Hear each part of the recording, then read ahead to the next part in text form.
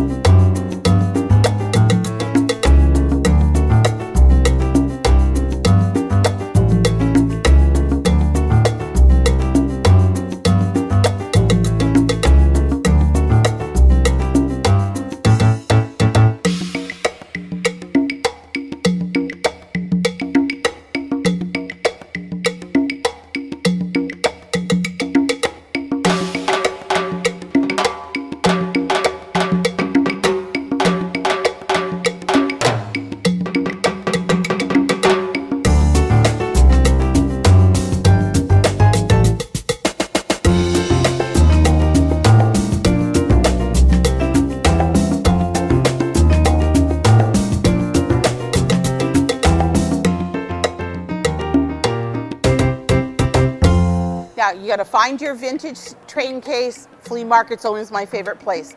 Sometimes the insides are a little nasty and you need to gut them. So as you can see, what I've done on this one is I definitely have cleaned it out.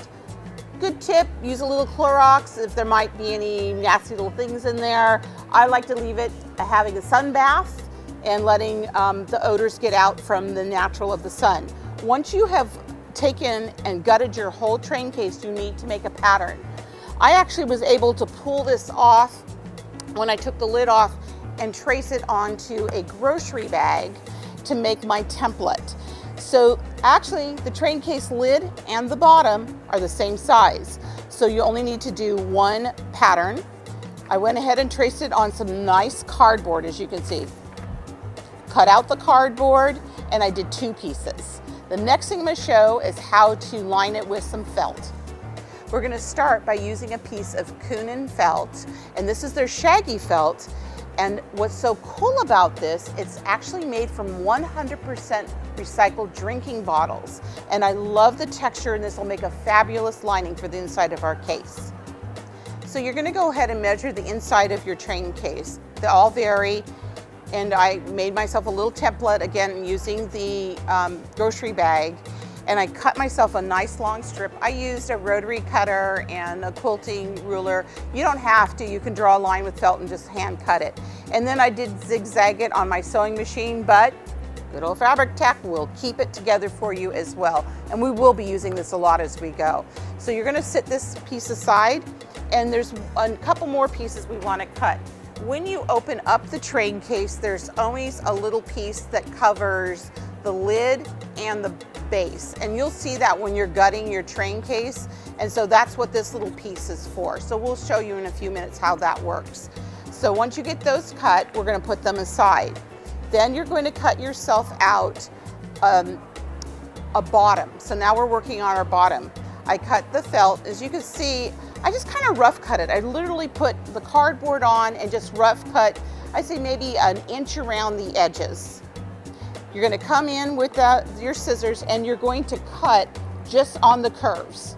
So go ahead and do that on your four curved corners. The next step is to cut yourself a piece of batting the same size as the cardboard bottom.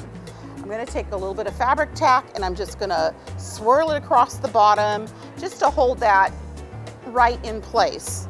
Put this right on top like so. I'm going to give it a little press down. Then I'm going to go back to my piece of felt.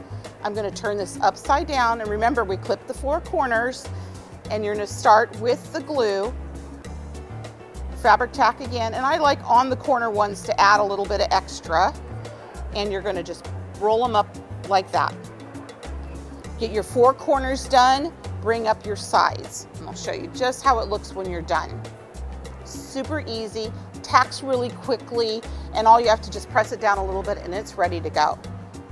Our next step is to do the inside of the lid, and I chose to do something kind of fun. Went through some maps. This bride is getting married in California, so I went through California maps and I cut them up. Here again, just like we did when we cut out the felt, you're going to cut it just a little bit bigger and clip your corners. Then we're going to decoupage, and we're using Deco Art Americana decoupage. Super easy to use. You're going to brush it on with a sponge brush. I brushed it on the cardboard, then I brushed it on the back side of the map. Then carefully lay it across, squeegee it over like this, and you're going to use your brush, not your hands, to do that. We're going to turn it over, and you're going to clip, as I said, we have those edges clipped. Same thing, we're going to add a little bit of the decoupage on the edges, just like we're doing with the felt, and we're going to bring all the ends up. Let me show you how that looks on the back side. Here's one. Then after the first 2 coats are dried of the regular decoupage, you're going to come in with their antique finished and put 2 more coats. Of course, you have to let them dry in between coats. Not bright antique, but just enough to give it that vintage flavor for your train case. Now we're going to put together all the fun elements for the inside of our lid of our train case. This is just a simple dollar store frame, and I'm going to show you how fun it is to personalize it. I decided I wanted to do I do onto the frame and put a picture of the bride and groom. These are sticker letters you can purchase. And then I used the etch mask by Etch All and drew a heart, and just cut out a simple heart, traced it, cut it out, and place it on my glass. A hint is you do want to clean your glass really well before you use it. Our next step is to place the Etch All onto the glass, and you put a nice thick coat right over the glass and right over the stickers. And when I say thick coat, I mean a thick coat. You're going to let it set for 15 minutes. So I set my timer and I go finish up another project.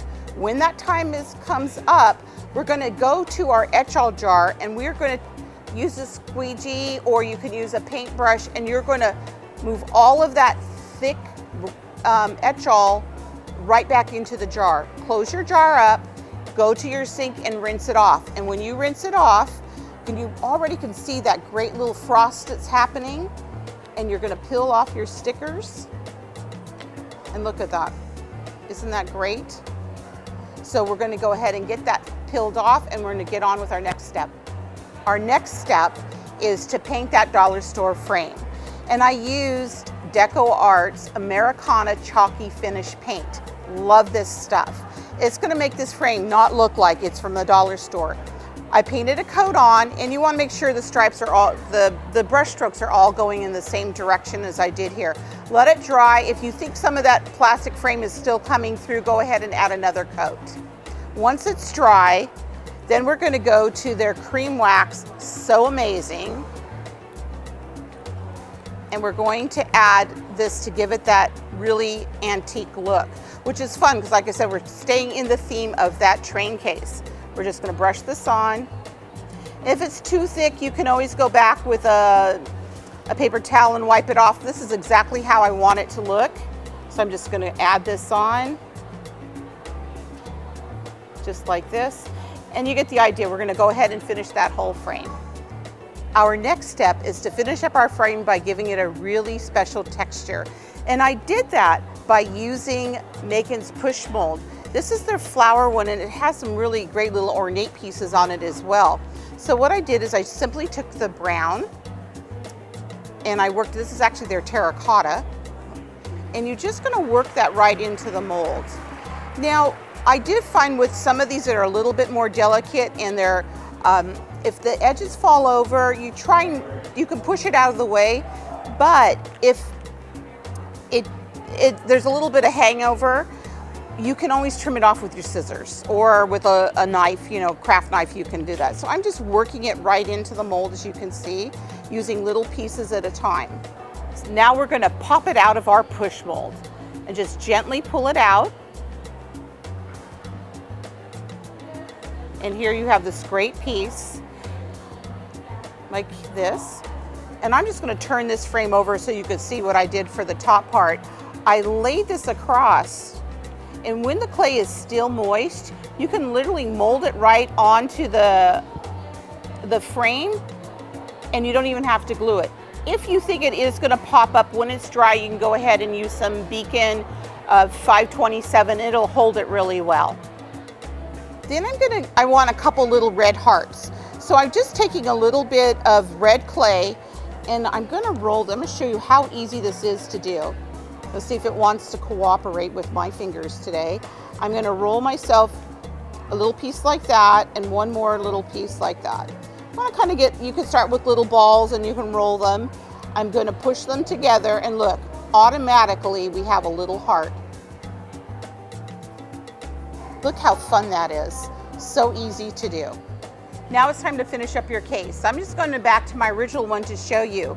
I did go ahead and glue in using a fabric tack, that edging that I made. I added a little piece of lace to this. If you don't want to use lace, you can also cut some strips of their great embossed felt, and you can use that along the edge too, just to give it a little bit of extra dimension.